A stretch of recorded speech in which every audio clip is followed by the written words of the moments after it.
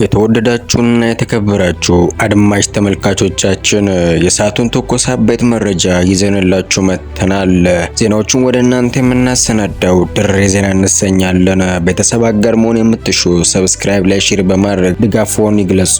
በቅድሚያም ወደ አርዕስተ ዜናዎች የምናመራ ይሆናል። እስከ ዜናዎቹን ፍጻሜ አብረውን ይዝለቁ። አስተያየትና ሀሳቡን በኮሜንት ላይ ይጻፉ። እናም ለ130ኛው የአድዋ ድልም የጀግኖች መታሰቢያ በዓል እንኳን አደረሳችሁ እያለን ወደ ቀዳሚው አርዕስተ ዜና የምናመራ ይሆናል። በመካከለኛው ምስራቅ አውደ ውጊያ መቀጠሉና መባባሱ ተመላክቷል። በውጊያው ላይ ሄዝቦላ መቀላቀሉን አመላክቷል።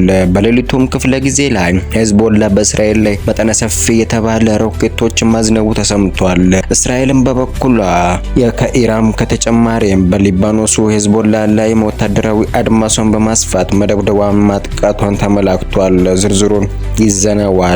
በተያዘ ዘገባ መሰረትም ኢራንም ወደ ተለያዩ ምድረ ግዛቶች የቀጠናዊ ሀገራት ጥቃት ሰንዝራለች። አሜሪካን በቀጠናው ላይ የሚገኙ ጦር ሰፈሮች ጉዳት በማስተናገዳቸው ተጨማሪ የጦር ካምፖችንም መንደሮችንም ከእንግሊዝ በመጠየቅ እንግሊዝም የጦር ሰፈሯን ለአሜሪካ በይፋ መስጠቷን አስታውቃለች።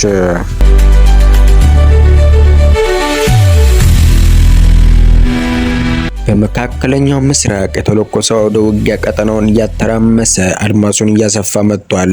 ብሎም ተርፎም ኢራን በዛሬው ቀንም ጥቃት ስታደርስም ስታስተናገድ መዋለ ተመላክቷል። ሌሊቱን መጠነ ሰፊ የተባለ ጥቃት ያደረገች ሲሆን የእስራኤልን ዋና ዋና ከተሞችን ቴልአቪቭንም ብሎም ኢየሩሳሌምን ስታደባይ ውላለች። በተዛማጅ መረጃ መሰረትም አሜሪካና የእስራኤልም የጋራ ጥምር ወታደራዊ እርምጃ አጠናክረው በኢራን ላይ እንደቀጠሉ ሲሆን በቴህራን በተለያዩ ቦታዎች ላይ ከፍተኛ የተባለ ውድመትና ፍንዳታ ሲመላከት መዋሉ ተገልጿል። በኢራን ሰራሽ ተምዘግዛጊ ሚሳኤሎች በርካታ የተባሉ የአሜሪካ የጦር ሰፈሮች መመታታቸው ተመላክቷል። አሜሪካ ተጨማሪ የጦር ካምፖችን በዩናይትድ ኪንግደም በድጋፍ ለማግኘትም ተመላክቷል። አሜሪካ ተጨማሪ የጦር መንደር ያስፈልጋት በባህሬንና በኳታር የሚገኙ የጦር ሰፈሮች ከፍተኛ ጥቃት ማስተናገዳቸውን ተከትሎ መሆኑ ተገልጿል። በተዛማጅም ዜና መሰረትም የእንግሊዝ የጦር መንደር የተማጸነችው አሜሪካ ከእንግሊዝ የጦር ሰፈር በመነሳት ውድመትና ጥቃት መድረሷን ተከትሎ ኢራንም በበኩሏ ወደ እንግሊዝ ጦር መንደር በአሜሪካ ላይ ከፍተኛ የተባለ የሮኬት ተወንጫፊዎችን ማዝነቧ ተገልጿል።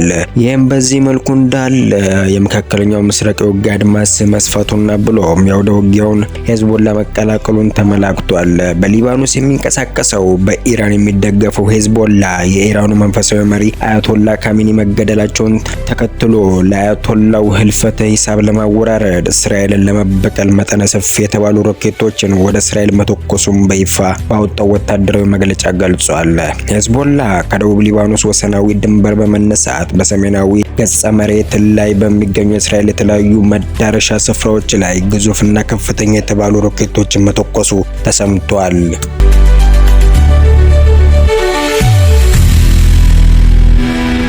በተያያዘ ዘገባ መሰረትም በአመራሩ በኩል በሰጠው ወታደራዊ ይፋ መግለጫ መሰረትም የአያቶላውን ህልፈት ተከትሎ ለመበቀልና ሂሳብ ለማወራረድ በተለያዩ የእስራኤል ወታደራዊ መንደሮችና የድንበር አካባቢዎች ላይ የሮኬት ዝናብ ማዝነባቸውንም መረጃዎችም አስታውቀዋል። በተጨማሪም ይህ ጥቃት መጀመሪያ እንጂ ፍጻሜ አለመሆኑን በመጥቀስ ተዛማችነት ያለው የተናበበ ጥቃት በእስራኤል ላይ ማድረሳቸውን እንደሚቀጥሉ አሳስበዋል።